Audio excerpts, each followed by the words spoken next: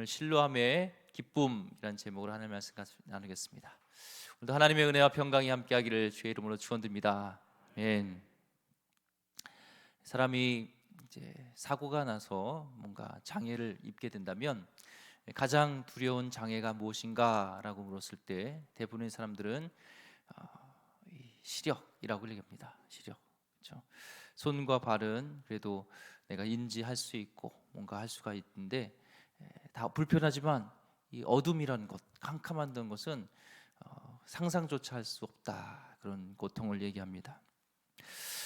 그래서 유대인들은 어렸을 때부터 또한 나면서부터 소경된 자들을 고치는 자가 있다면 그 사람은 하나님이 보내신 메시아실 것이다 라고 그렇게 그들은 생각하고 있었습니다. 그래서 오늘 예수님이 이 맹인을 이제 고치게 되는, 소경을 고치는 그런 사건이 일어나는데, 그렇다면 저들의 인식 속에서 당연히 그 이적을 보면은 메시아다, 하나님 보내신 자다 이렇게 믿어야 될 텐데, 저들은 그보다는 사랑보다는 율법주의에 있어서 오히려 안식일을 어겼다는 것, 그것만 트집을 잡은 모습을 보게 됩니다. 은혜 없는 자들의 모습이 나타나는데요.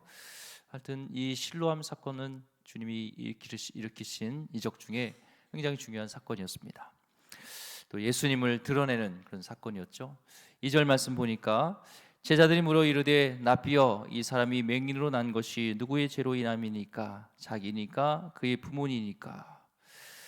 제자들의 질문은 이 사람이 이렇게 맹인이 된 것이 누구의 죄냐 생각했어요. 그러니까 유대인들도 그런 인간고 같은 그런 철학적인 사고가 있어서 뭔가 병이 있고 이런 것은 자신이든 아니면 부모든 뭔가 가게 흐르는 저주가 있든 뭔가 그런 원인이 있기 때문에, 죄가 있기 때문에 그렇다, 그런 생각을 하게 됩니다. 지금 이런 얘기를 지금 맹인이 있는 앞에서 얘기를 하는 거예요. 특히 이 맹인 소경이요, 굉장히 청각이 발달돼 있죠. 더 이렇게 잘 들으는데 지금 다른 것도 아니고 지금 보이지 못하는 자 앞에서 이런 얘기를 지금 하고 있는 겁니다. 원래 좀 아프면 사람들은 더 예민해지죠. 남들이 하는 말에 서운하기도 하고 뭔가 더 뭐랄까요, 챙김을 받기를 원하는 게 있는데, 지금 이 앞에서 이런 얘기를 하는 겁니다. 조금만 서운하게 해줘도 내가 아플 때 가족이 좀 늦게 온다든지 좀 돌봐주지 않으면 서운한데, 지금 이 맹인 앞에서 하고 있을 때 이 마음이 얼마나 아팠겠습니까? 어떤 사람들은 이 병에 대해서 아프다고 하면은 분석해 주는 사람이 있어요. 그렇게 아픈 거는 운동을 안 하고 또 먹을 거를 잘 이렇게 챙겨 먹지 않아서 그런다. 오히려 공감해 주고 같이 아파하고 이게 아니라 그를 분석해 주는 사람, 굉장히 밉죠.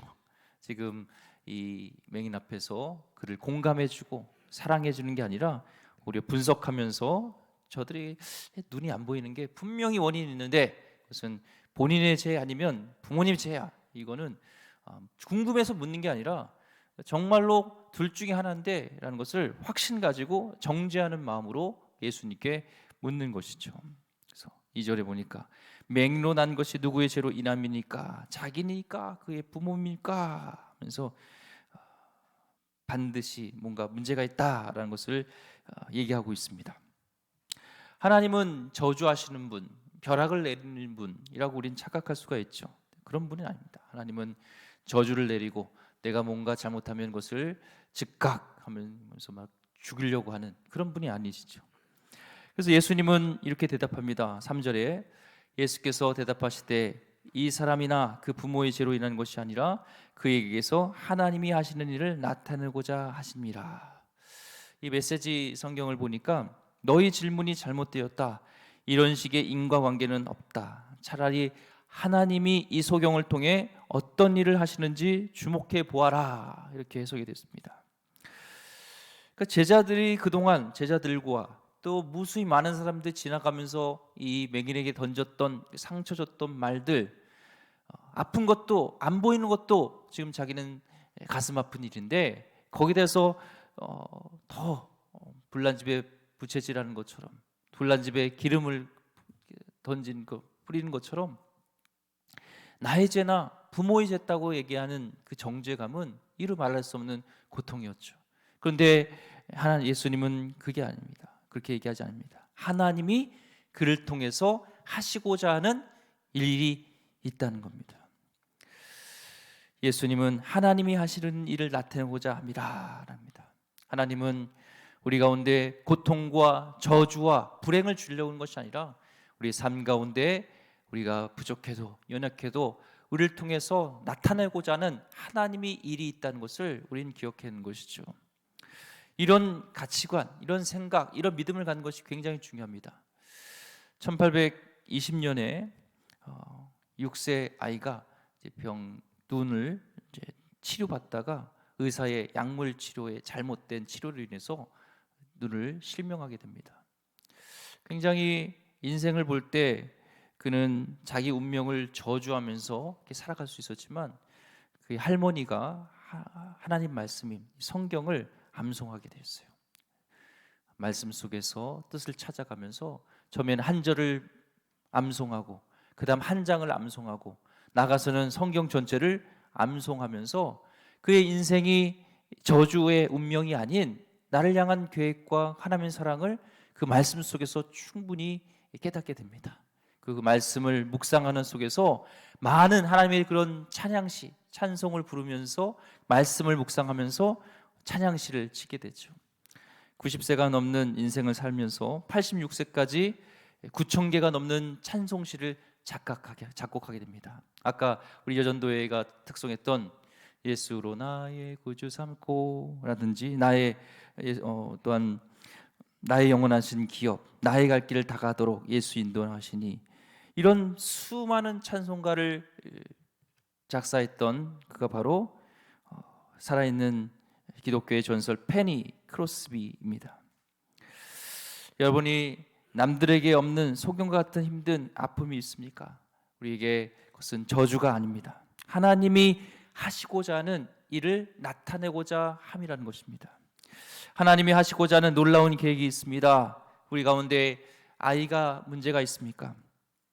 내 삶 가운데 이혼을 했던, 자식이 도망갔던, 사업이 잘못되어졌던, 좌천되어졌던 이런 모든 것들이 우리는 나의 죄값 때문에, 또한 우리 부모님의 죄값 때문에 라는 것이 아니라는 것을 우리는 분명히 알아야 됩니다.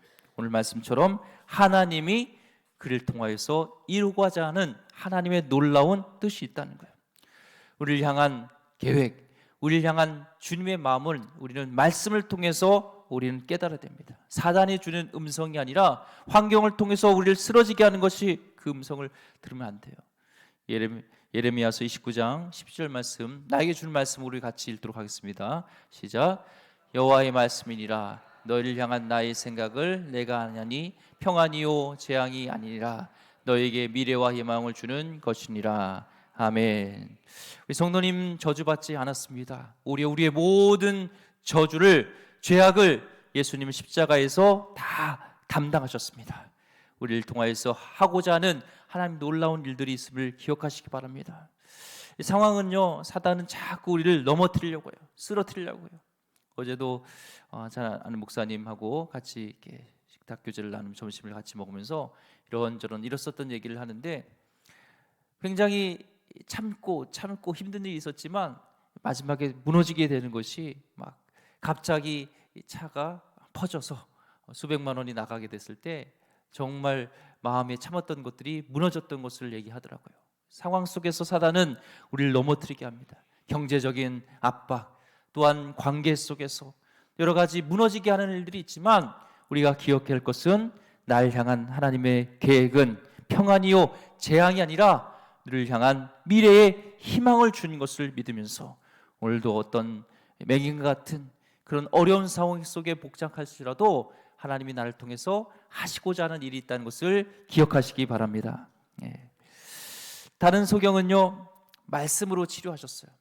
그런데 다른 병자들은 말씀으로 일어나라 치료하셨는데, 오늘은 이 맹인에게는요, 흙에다가 침을 뱉어서 이렇게 이겨가지고 눈에다가 발랐습니다.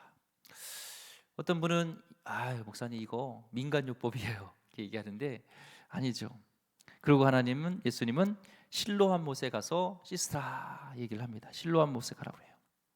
한번 생각해 보세요. 소경이 이 실로암 못까지 한 800m가 걸립니다. 800m. 앞이 보는 사람이면 꾸불꾸불한 길을 갈 수 있겠지만 앞을 보지 못하는 이자가 800m를 간다는 것은 쉽지 않죠. 침을 이긴 더러운 흙을 눈에다가 덕지덕지 붙인 후 갈 때 사람들이 얼마나 조롱하고 또 가면서 그 800m를 가면서 쓰러지고 넘어지고 그런 조롱을 당하는 어려움들이 있었겠죠. 이런 상황을 왜 예수님은 시키셨을까? 우리 한번 생각해 봐야 됩니다. 하나님의 말씀은 지금도 살아있고 역사하시고 있습니다. 그런데 우리는 그에 대한 이 말씀을 주신 분에 대한 강한 신뢰가 없기 때문에 우리의 믿음 없이 그냥 우리는 지나쳐버리게 되죠. 지금 이 상황은 나에게 말씀하신 분이에 대한 신뢰감이 있어야 돼요. 아니면 눈에 그 흙을 이긴 그 침 뱉은 것을 붙이고 800m까지 가기가 어렵죠. 나를 보내신 분에 대한 강한 믿음이 있어야 돼요. 이 소경은 왜 예수님이 하신 말씀에 토달지 않고 그 800m나 넘는 그 거리를 더러운 침 묻은 그 흙을 눈에 붙이고 갈 수 있었을까요?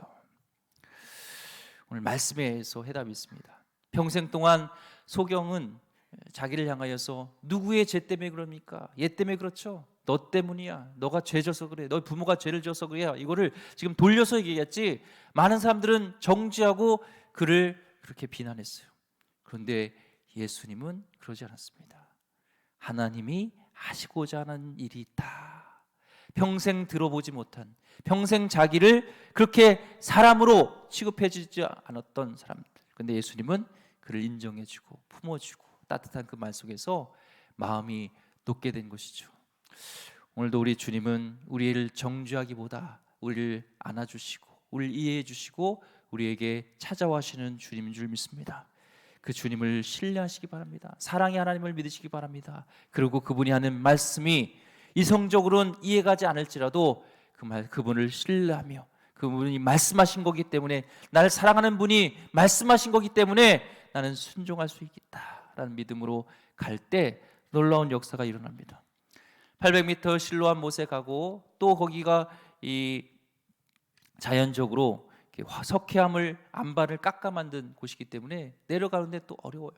거기를 기어서 아마 내려갔을 겁니다. 이제 그 실로암 못에서 눈을 다 씻을 때 그의 눈에 빛이 들어갔어요. 사실 이 소경에게 문제는 어떤 돈이, 어떤 재산이, 어떤 직업이, 어떤 결혼하지 못한 문제, 여러 가지 사람들이 비난받는 문제, 이 모든 문제는 빛이 없기 때문에 그렇죠. 눈에 빛이 들어가니까 이제는 나무, 사람, 하나님께서 창조하신 모든 것들을 보게 되는 것을 보게 됩니다. 빛이 임하는 것이죠. 빛. 그러면서 이제는 예수님은 자신이 진짜 영혼의 빛인 것을 이제 얘기하게 됩니다. 갈 때는 기어서 가고 어렵게 갔지만 이제 빛이 임했을 때 눈이 떠지고 모든 광경을 보면서 아마 이 소경은, 맹인은 예수님께 이제 가잖아요. 그때 아마 뛰어갔을 거예요. 이게 주님의 은혜입니다. 오늘 이 시간에 여러분의 어떤 문제와 어떤 고민과 어떤 슬픔으로 맹인과 같은 그런 문제를 안고 평생 내가 풀 수 없는 그 숙제를 가지고 주님 앞에 나왔고 주의 말씀에 의지하여 나와서 기어서 나왔던, 이렇게 슬픔으로 나왔던 같지만 예수님의 말씀에 순종하여서 돌아갈 때는 기쁨으로 뛰며 춤추며 주님께 돌아가게 될 줄 믿습니다. 이런 역사가 있기를 소망합니다. 그래서 예수님께 갔을 때는 뛰며 기뻐하며 찬양하며 주님께 갔을 거예요. 그때 35절, 예수께서 그들이 그 사람을 쫓아냈다는 말을 들으셨더니 그를 만나서 이르실 때 내가 인자를 믿느냐. 주님은 자신을 인자라 하면서 메시아다 얘기를 합니다. 38절, 이르되 주여 내가 믿나이다 하고 절하는지라. 육체에게 빛을 주셨고 또 영의 눈에도 빛을 되시는 예수님을 소개합니다. 그리고 그 안에 예수님을 영접하면서 이제는 육체에만 빛이 임한 게 아니라 어두웠던 사망의 그늘에 있었던 그 영혼 가운데 예수님, 빛이 되신 예수님이 들어갈 때 그의 육체뿐만 아니라 그의 영혼이 구원받는 놀라운 역사가 임한 줄 믿습니다. 우리 주님은 영혼의 빛을 이라는 것을 소개하기 위한 거예요. 우리는 육체의 눈만 생각하지만 우리의 영혼의 눈이 예수님이 임재하지 않으면, 예수님이 있지 않으면 우리는 어두운 캄캄한 맹인과 같습니다. 송경과 같습니다. 어떤 길을 가야 할지 모릅니다. 하지만 빛이 되신 주님이 우리 가운데 임할 때 주님이 우리의 길을 인도하시는 우리 영혼의 구원자가 될 줄 믿습니다. 오늘 인격적으로 예수님을 만나길 소망하고 오늘 메시지, 실로암에 주시는 메시지가 있습니다. 첫째, 5절 말씀에 내가 세상에 있는 동안에는 세상의 빛이로다. 나에게 있어서, 인류의 문제에 있어서는요, 교육을 못 받아서 돈을 못 벌어서가 아니에요. 진짜 문제는 하나님의 빛이 없기 때문에 그렇죠. 우리도 구원받기 전에는 소경과 같은, 영적 소경과 같은 그런 자였습니다. 그렇지만 주님이 임하실 때 저희 삶이 바뀌었던 것처럼 주님이 우리 가운데 임할 때 주님을 만난 우리에게는 더 이상 팔자나 과거의 어떤 원인 때문에가 아니라 우리를 통하여서 하나님의 놀라운 일을 행하신 것을 기억하면서 오늘도 말씀 붙들고 주님과 함께하는 축복이 열리는 시대가 되기를 소망합니다. 또한 실로암은요, 번역하면 7절 말씀 보니까 보냄을 받았다라는 뜻이라고 얘기를 합니다. 인간을 구원하시기 위해서 하늘에서 이 땅에 보내심을 받은 우리 예수님, 그 말씀에 순종하였을 때 우리 인류를 구원하셨던 것처럼 맹인이 또한 보냄 받았을 때 그의 눈 가운데 빛이 임했고 모든 것들 가운데 그가 변화되었던 것처럼 우리도 모든 환경에 따라 사는 존재가 아니라 우리는 보냄을 받은 존재라는 것입니다. 주님은 우리를 실로암으로 보내길 원하세요. 오늘도 주의 말씀에 보내실 때 우리도 순종하며 보내심에 순종하면서 사는 삶을 살아야 된다는 것을 우리가 깨닫게 된 것입니다. 또한 실로암의 물은 주님이 주시는 성령을 의미합니다. 요한복음 7장 38절 39절 말씀에 보면 나를 믿는 자는 성령의 이름과 같이 그 배에서 생수의 강이 흘러나오리라 하시니 이는 그를 믿는 자들이 받을 성령을 가리켜 말씀하신 것이라. 예수께서 아직 영광을 받지 아니하셨으므로 성령이 아직 그들에게 계시지 아니하시더라. 이 실로암은 성령을 의미합니다. 지금도 세계 곳곳에서 예수님을 믿는 자에게 성령의 생명수가 흘러나와서 저주에서 축복으로, 죽음에서 생명으로 바뀌게 될 줄 믿습니다. 오늘도 우리가 광명을 얻고 주의 빛으로 바르게 인생을 보면서 우리 삶을 보기 위해서는 성령의 충만함이 필요해요. 오늘도 하나님 나에게 보내셔서 성령을 보내주셔서 성령이 충만함을 입고 내가 맹인과 같이 살아갔던 주의 뜻도 모르고 날 통해서 하고자 하는 놀라운 일도 모르고 살았던 인생에서 이젠 성령님 나에게 임하여 주셔서 나를 통하여서 이루고자 하는 축복의 삶을 보며 이제는 바뀌어지는 역사가 있게 달라고 기도해야 될 줄 믿습니다. 또한 오늘 실로암 속에서 주시는 메시지는 마지막 4절 때가 아직 낮음에 나를 보내신 이의 일을 우리가 하여 하리라. 밤이 오리니 그때는 아무 일도 할 수 없느니라. 영적인 소경을 초청하셔서 그를 살리셨던 것들을 하신 것처럼 주님은 오늘도 빛이 되신 주님이 그 빛을 들어가서 그를 변화시키는 일들을 하길 원하세요. 오늘도 우리의 주님의 손과 발이 되어서 암흑 가운데 있는 주님을 몰라서 맹인과 같은 삶을 살아가는 그 인생 가운데 나를 통하여서 뭘가 하고자 하는 하나님의 뜻도 모르고 살아가는 그 인생 가운데 예수님을 소개하여서 빛 대신 예수님을 소개하여서 어둠에서 빛으로 나오게 되어지고 다시 그의 삶의 변화가 되어지는 일이 있도록 우리는 그 일에 있어서 보내심을 받은 자입니다. 오늘 우리 주변에 우리 가정 가운데 우리 주변에 예수님을 알지 못하는 빛이 없어서 사는 것 같지만 보는 것 같지만 영적인 장님들에게 빛이 되신 예수님을 소개하는 축복의 통로가 되기를 주의 이름으로 축원드립니다. 기도하겠습니다. 하나님 감사합니다. 어떤 마음으로 왔든지 맹금 같은 우리의 삶 가운데 자녀의 문제인지 가정의 문제인지 사업의 문제인지 좌천에 당했든지 아버지 그것이 죄값 때문인 것이 아니요 오늘도 하나님의 놀라운 일들을 일어나게 할 줄 믿습니다. 어떤 마음으로 왔든지 돌아갈 때는 맹인처럼 기쁨으로 춤추며 주님께 돌아가는 놀라운 신뢰함의 기쁨이 신뢰함의 환희가 오늘 우리 가운데 있게 하여 주시옵소서. 귀하신 예수 그리스도 이름으로 기도드립니다. 아멘.